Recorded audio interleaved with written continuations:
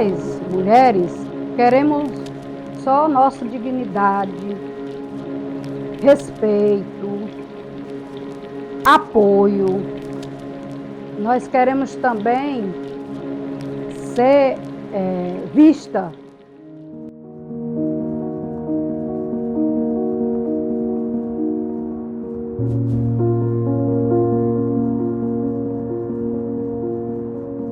No final da tarde, quando o sol se despede e dá lugar à noite, as ruas do bairro Bomba, em Picos, viram palco de um comércio quase invisível. Aqui, a escuridão é um manto que esconde histórias de vidas entrelaçadas por risos em meio à violência e sussurros de promessas quebradas.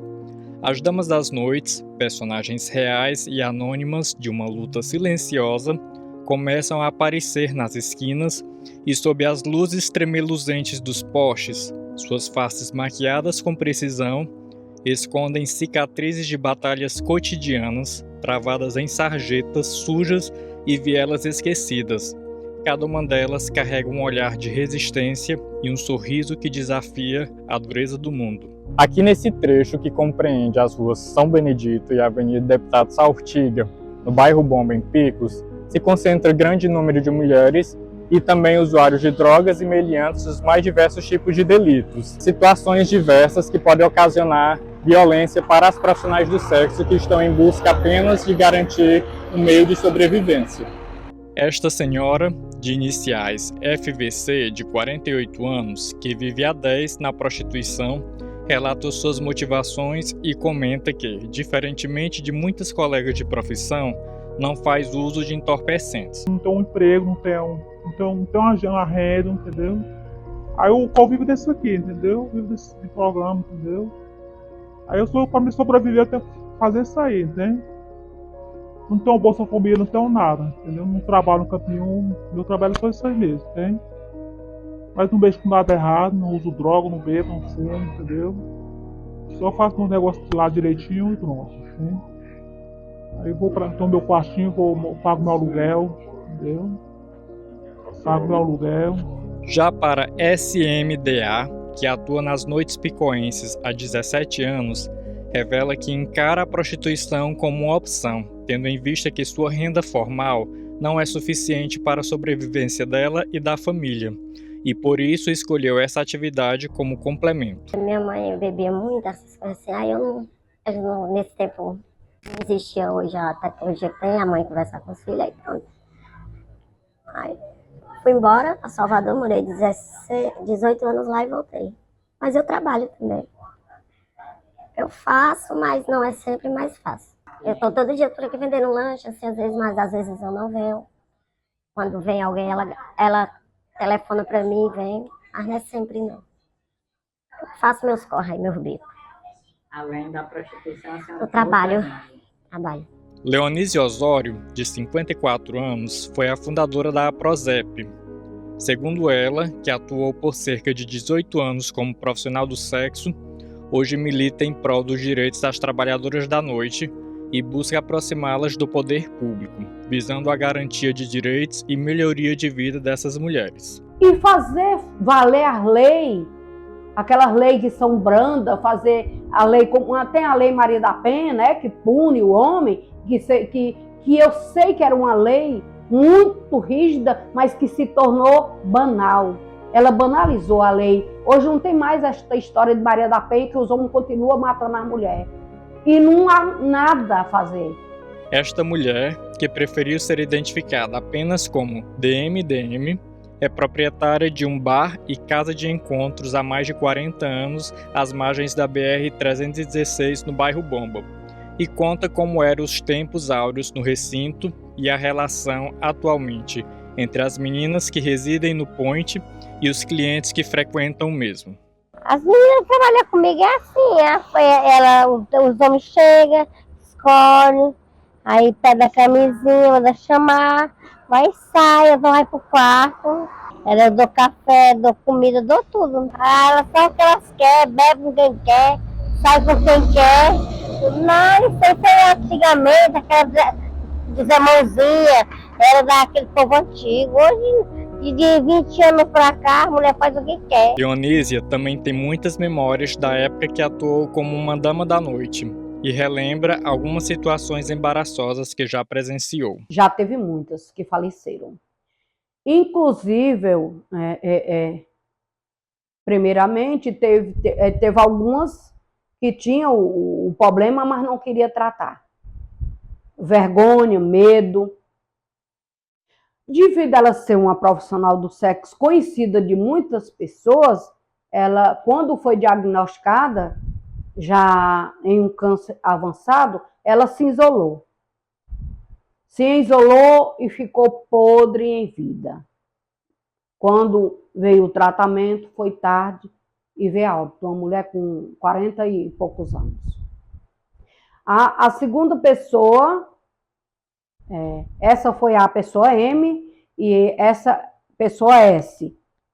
Essa segunda pessoa, ela vivia ainda dentro do ambiente e eu percebi que ela estava com um grave problema.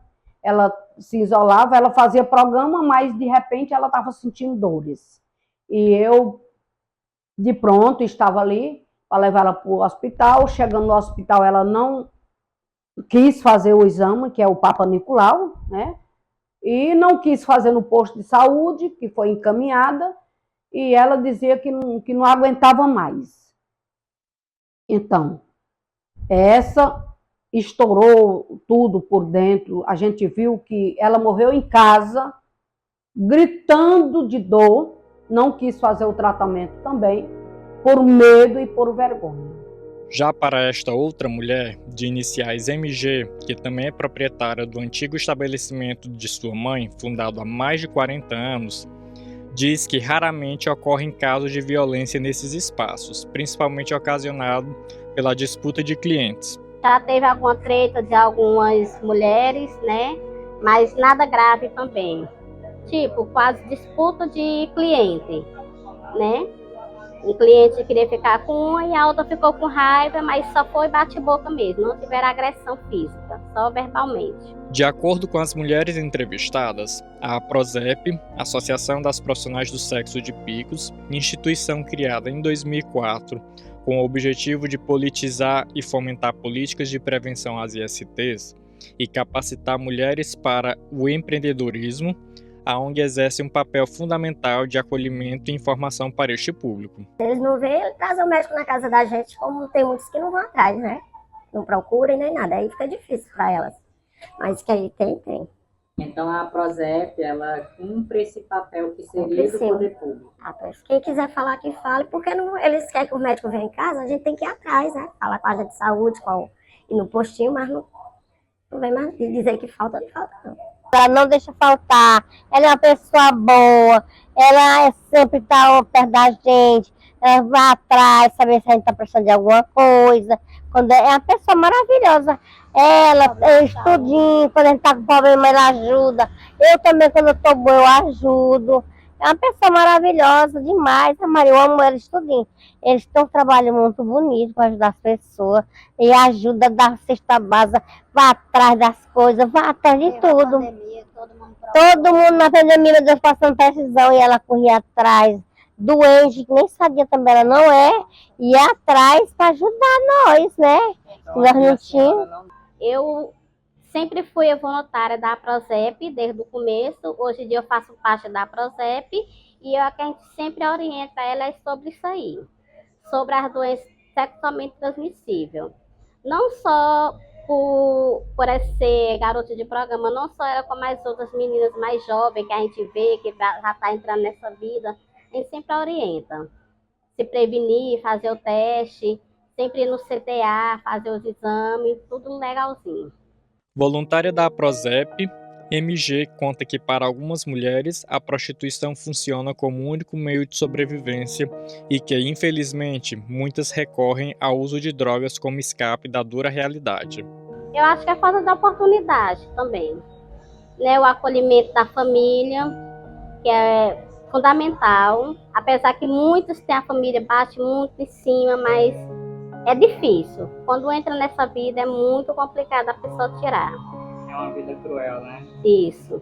Aqui, mãe mesmo já teve uma menina que vivia de bem aqui, de boa com a gente, passou até a morar com mãe, mas quando mãe foi vendo, percebendo que ela começou a usar a droga dela, a gente falava, dava conselho, aí foi o jeito da gente dispensar, porque já estava querendo escabiciar as outras, né?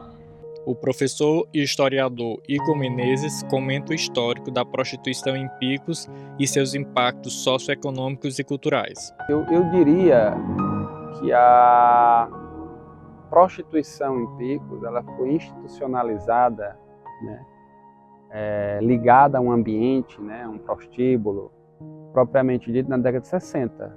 Não se tem relatos, né, pelo menos não registrados e também nunca ouvi na tradição oral, de prostíbulos, né, de espaços de sociabilidade masculina anterior a 1960. E na década de 60, a rotina noturna da cidade de Picos, ela se dividia basicamente em 2 blocos. Você tinha as pessoas que se dirigiam ao Picoense Clube, né?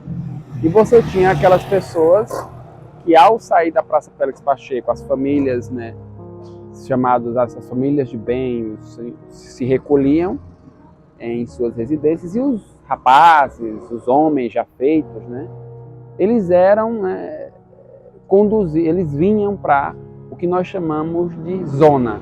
O que era a zona, basicamente? A zona era a região ali da São Sebastião, São Vicente, esse complexo aqui que fica por trás da Rua do Cruzeiro, um espaço que alguns chamam também até hoje Pé do Morro, né? Você tem alguns casebres, né?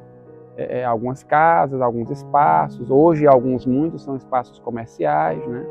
Mas que eles serviam de espaços de sociabilidade masculina, inclusive alguns com características bem peculiares. Você tinha alguns desses espaços onde as pessoas elas deviam entrar de terno, né? Porque havia, inclusive, entre os prostíbulos essa diferença de classe social. Aqueles que eram destinados mais às camadas de elite, aqueles que eram destinados mais às camadas populares. E o que nos chama a atenção é que você tem aqui nesse complexo da Rua do Cruzeiro e da Rua Coelho Rodrigues uma outra questão que acaba se entrelaçando com a história dos prostíbulos. Você tem aí uma rua que, segundo relatos, aquelas mulheres que não vinham do meretrício, mas que tinham casos extraconjugais, e algumas que eram retiradas do meretrício, era assumido por alguns homens de postos do município de Picos, elas ficavam alojadas, não vou dizer todas, em uma boa parte aí na Rua Coelho Rodrigues, né? Olha, a história da prostituição em Picos, eu não diria só em Picos, ela está muito associada também à construção social do que seria virilidade, né? O sujeito homem, o sujeito viril. Você teve aí na década de 60, até mais ou menos o início dos anos 2000, o espaço do prostíbulo. Era muito comum você ver os pais dizerem: meu filho completou 18 anos, vou levar ele no cabaré para se tornar homem, para ser homem, para saber, para ser iniciado na vida sexual masculina. Né? Hoje, no entanto, você já tem uma nova modalidade, né? Você tem os sites, você tem o atendimento em domicílio, né? Você tem uma outra modalidade, mas que não deixou de ser. Você tem, inclusive, a institucionalização, né, da questão da profissional do sexo. Rosa Araújo, assistente social há mais de 30 anos e católica praticante, comenta a importância da APROSEP para esse segmento e como o acolhimento do poder público e da Igreja Católica são importantes para essas mulheres. Na verdade, infelizmente, a igreja local, a Igreja Católica Privada de Picos local, ela não trabalha com esses 2 segmentos. Ela não atua, embora eu seja agente Cáritas e participe de várias pastorais sociais da Igreja Católica, como a Pastoral Carcerária, da Saúde, a PPI, né? Infelizmente, nossa igreja não trabalha com 2 segmentos, nem LGBTQIA+, e todas as demais siglas, e nem com as profissionais do sexo. Embora a Igreja Universal, né, a Igreja Católica Universal na pessoa do Papa, apoie os trabalhos e até oriente para acolher e cuidar de promover a vida de todos esses segmentos, porque, como foi lema agora do nosso Grito dos Excluídos, 30 anos de Grito dos e das Excluídas, a 30ª edição, vida em primeiro lugar é o tema perene e o nosso lema, todas as formas de vida importam. Mas quem se importa? Então nós nos importamos. Nossa preocupação é trazer para esse segmento da população, dar visibilidade social através de políticas públicas voltadas para a saúde, para o social, para a inclusão social, a preocupação com o trabalho, com a renda, com a autonomia financeira. A preocupação maior da Prozep é com a promoção, a defesa, a manutenção da vida, mas também se preocupa com o empoderamento feminino, se preocupa com o resgate, com a reabilitação. Você sabe muito bem, nós sabemos, todos nós sabemos, que as profissionais do sexo, elas, via de regra, elas terminam desenvolvendo alguns tipos de dependências químicas que podem levar ao adoecimento mental e físico e também à morte, né? Então, há uma preocupação muito grande em se manter saudável do ponto de vista físico e mental, principalmente em relação às doenças sexualmente transmissíveis, ao HIV, né? As questões relacionadas à dependência química, do álcool, do tabagismo, também das chamadas substâncias abusivas, das drogas chamadas de ilícitas. Então, essa preocupação é uma constante na vida das mulheres que costumam ser denominadas de as damas da noite, né? Como dizia Paulo Freire, a educação transforma e liberta. Leonise Osório, ex-dama da noite, é a prova viva de como é possível buscar outras alternativas, além da prostituição, e como a educação transforma vidas. Essas pessoas precisam de oportunidade, criar cursos para essas pessoas trabalhar durante o dia, que são muitos homens inteligentes, são muitas mulheres inteligentes.